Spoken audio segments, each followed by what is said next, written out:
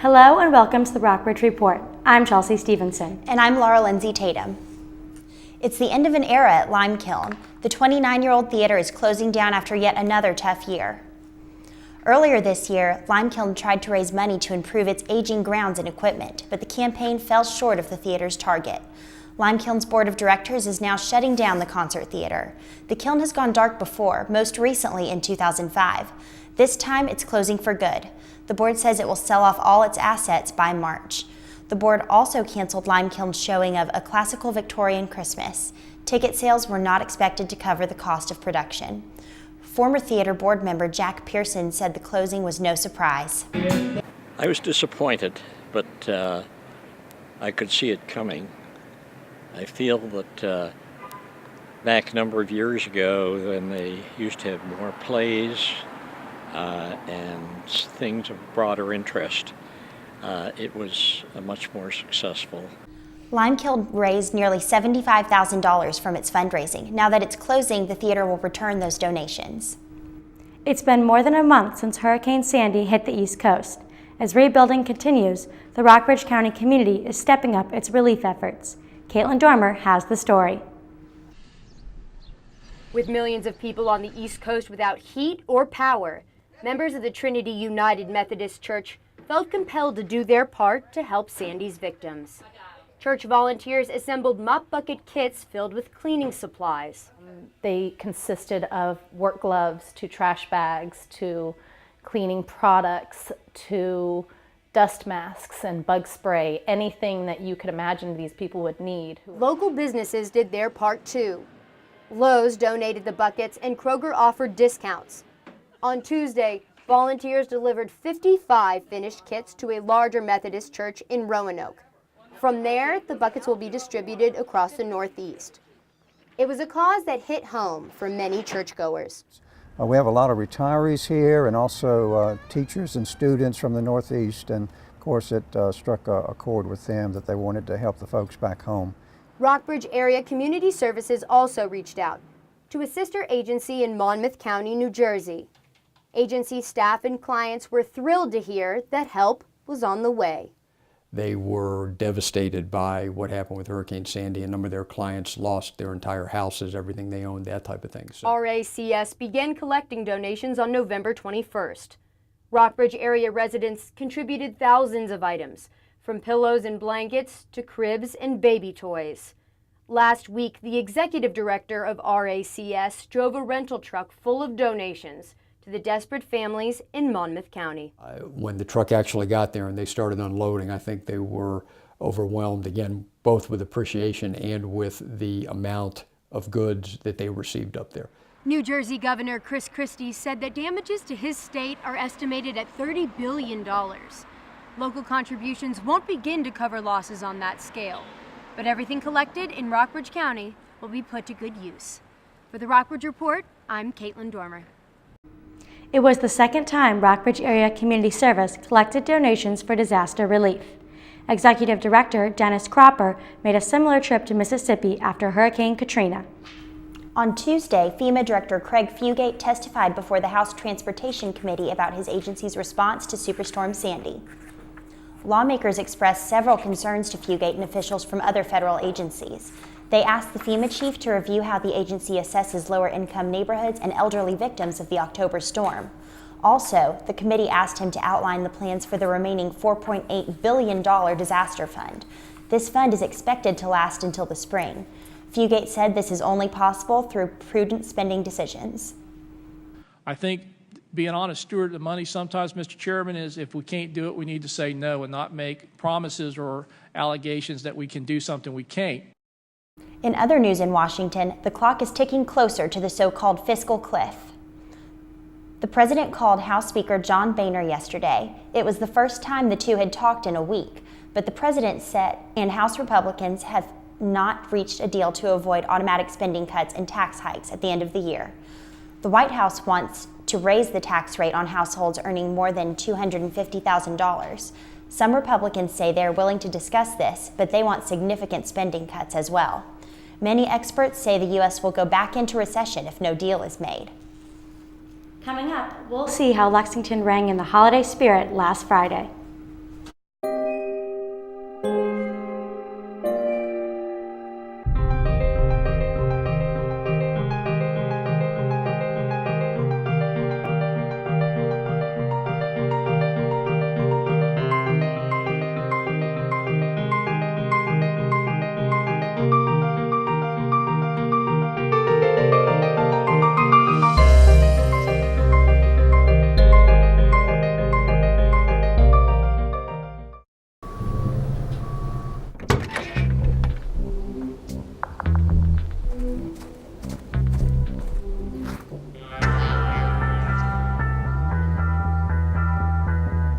When you throw away money on wasted electricity,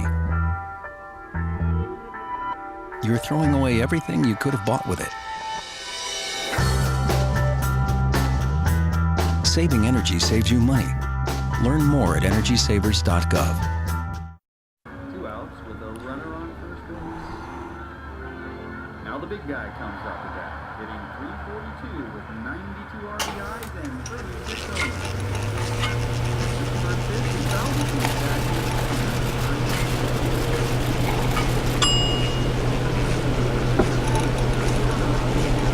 Chill raw and prepared foods promptly. 1 in 6 Americans will get sick from food poisoning this year. Keep your family safer. Check your steps at foodsafety.gov.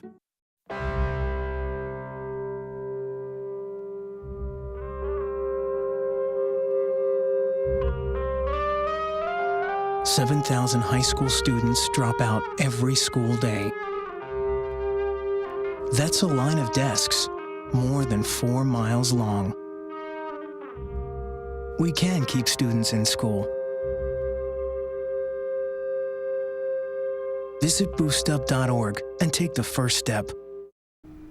Christmas is officially in the air around Rockbridge County. The season kicked off with Lexington's annual Christmas parade last Friday. Crowds gathered along Main Street where many local school groups shared in the holiday spirit. The Future Farmers of America chapter at Rockbridge County High School was one of many clubs to decorate a float. An all-women marching band from Mary Baldwin College performed, as well as the marching band from Liburn Downing Middle School. Buena Vista's holiday parade is tonight. The long-term future of the Rockbridge County landfill is still up in the air. The County Board of Supervisors has tabled proposals by 2 waste conversion companies that want to turn the trash into fuel. CEI Corporation and Eco Corporation submitted proposals for county review. The committee responded with questions for both firms. In its answer, CEI concluded that their plan called for more trash than the county could provide. EcoCorp never responded. The landfill is still scheduled to close at the end of 2014. Parking relief is in sight for Randolph and Diamond Street residents. Tonight, the Lexington City Council will consider a proposal to create permit parking only. Residents have struggled for years to find parking when VMI has big events. Lexington Police Captain Bucky Miller says people who live in the area are hoping for change. Most of the residents that I've talked to are very positive about it. They understand the problems. They live with it every day. So they understand the problem. They understand there's nothing else we can do. Buena Vista City Manager Jay Scudder visited our studio on Tuesday. He talked about dealing with the city's fiscal issues and the public reaction to an 11-cent raise in the tax rate.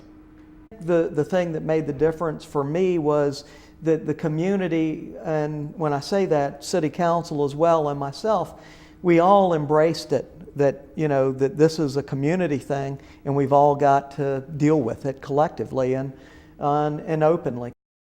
Camille Miller, who was recently elected to Lexington City Council, also stopped by our studios. She told us that business owners need new incentives to develop commerce in the downtown area.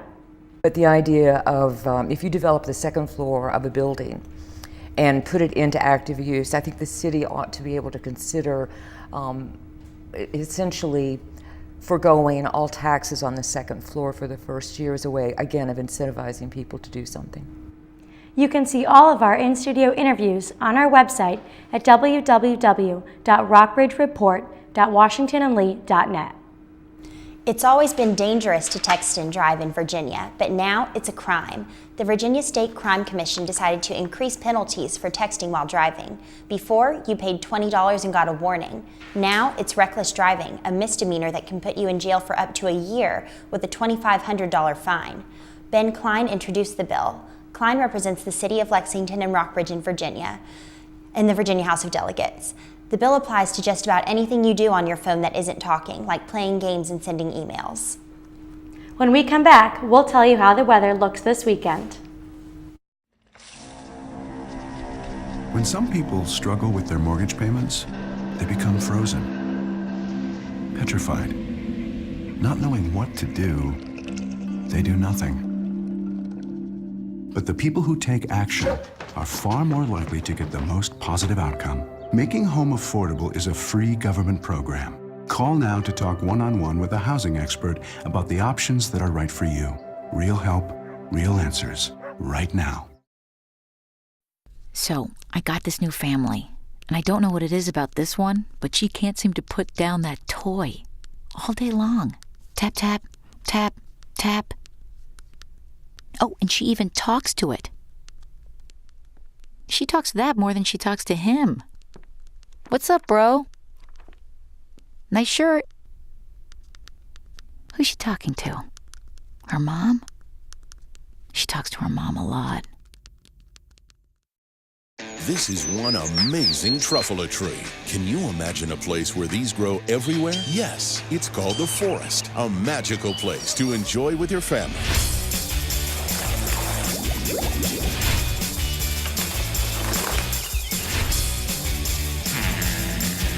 Ooh. So discover the forest and explore all the wonder that's there. Visit discovertheforest.org to find a forest near you. So, I got this new family, and I don't know what it is about this one, but she can't seem to put down that toy all day long. Tap, tap, tap, tap. Oh, and she even talks to it. She talks to that more than she talks to him. What's up, bro? Nice shirt. Who's she talking to? Her mom? She talks to her mom a lot. Every book is an adventure waiting to come to life. Visit new worlds. Encounter new friends. And discover the power of reading. Go to read.gov to read A Princess of Mars, the first novel to feature John Carter. A new world awaits. Read. Welcome back. Now it's time for the weather. A chilly night leads into a warm weekend with a high of 60 degrees tomorrow and a low of 45 with cloudy skies. Saturday will be mostly sunny with a high of 68 and a low of 46. Sunday will have a high of 64 and a low of 52 with partly cloudy skies. Monday will be rainy with a high of 63 and a low of 34.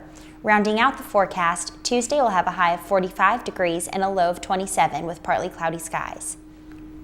Lexington residents no longer have to drive to Lynchburg to quench their Slurpee cravings.